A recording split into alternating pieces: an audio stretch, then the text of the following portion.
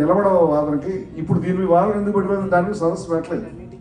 సదస్సు ఎందుకు పెట్టామంటే ఏదైతే ఉన్నదో దాన్ని హిందూ ధర్మం అని అంటున్నారు. అభ్యంతరం ఉంటే మీరు అంతా ఉద్యమం చేయండి, విశ్వ హిందూ పరిషత్ పేర్లు తీయించేయండి, లేకపోతే మరెక్కడన్నా హిందూ రెండు పేర్లు అవన్నీ తీయించండి.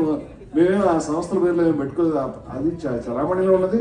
మీరు జనాభా లెక్కల్లో రాస్తున్నారు, మీరు స్కూళ్ళలో రాస్తున్నారు, ఆ పదం వాడుతున్నారు కాబట్టి మేము అర్థం కావడానికి చెప్పని చెప్తే వేరే ఉద్దేశం ఏమీ లేదు.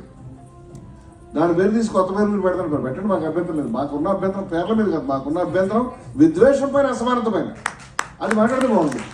చాలా మంది ఇది కాకుండా వేరే వేరే మాట్లాడితే దాన్ని భూమార్గం పట్టించినటువంటి నరసింహాచార్యుల వారికి నేను కృతజ్ఞుడు. ఎందుకంటే వారు చాలా చక్కగా చెప్పారు ఈ విషయాన్ని. నేను దాని మూలం లోతులో కూడా నేను అనుకున్నవాడిని, దాన్ని వెళ్ళినవాడిని. అయితే నేను మళ్ళీ మాట్లాడుతూ ఉంటే ఈ దీని మీద వివాదం, ఆ మనస్మృతి వివాదం, లేకపోతే ఇంకో దాని మీద వివాదం, ఎవరో ఒకళ్ళు ఏదో ఒకటి మాట్లాడుకుంటూ ఉంటారు. సబ్జెక్ట్లోకి వస్తే బాగుంటుంది అనేటువంటి అభిప్రాయంతో దాన్ని నేను వివాదంగా దాన్ని తీయలేదు. నరసింహాచార్యులు గారు ఇవాళ శ్రీ వైష్ణవ యొక్క వాస్తవమైన స్ఫూర్తి పైన ఒక అపూర్వమైన గంగా ప్రవాహం మాదిరిగా వారి ప్రసంగం. నేను చాలాసార్లు అక్కడ చాలా మంది ఇక్కడ చూస్తున్న వాళ్ళకంటే లైవ్ ఎక్కువ మంది చూస్తున్నారు. వారిని అడుగుతారు, మనకి కింద పైన విజ్ఞప్తులు వస్తున్నాయి, నేను చెప్తున్నాను. వారు వినే పరిస్థితులు లేరు. వారు చాలా అద్భుతమైన ప్రసంగం అంటే నేను ఇవాళ విన్నది చాలా అద్భుతం. నేను ఇవాళ అక్కడ ఆండాళమ్మ తల్లి, అక్కడ నమ్మాళ్ళ వారు పేరు పెట్టి ఎవరైనా చూస్తారా గుర్తుపడతారని కూడా అనుకున్నాను నేను. విజయవిహారంలో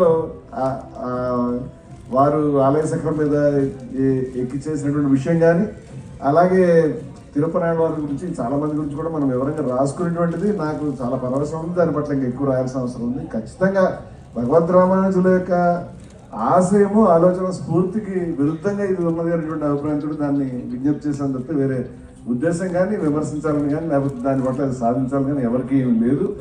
దాన్ని వారు అర్థం చేసుకున్న తీరు, వారి గొప్ప మనసుకి నేను ఉదాహరణగా చూస్తూ వారికి నేను సభాముఖంగా నమస్కారం తెలియజేస్తున్నాను. ధన్యులం. నేను శేషాచార్యులు వారితో పాటు నన్ను కూడా వారి సోదరుగా స్వీకరించాలని నేను కోరుతున్నాను. నేనైతే మిమ్మల్ని చనిపోయేదాకా వదిలిపెట్టండి, నేను చనిపోయాను మీరు అంటే ఉంటాను. నాకు చాలా అద్భుతం అనిపించింది వాళ్ళు మీరు మాట్లాడుతుంటే.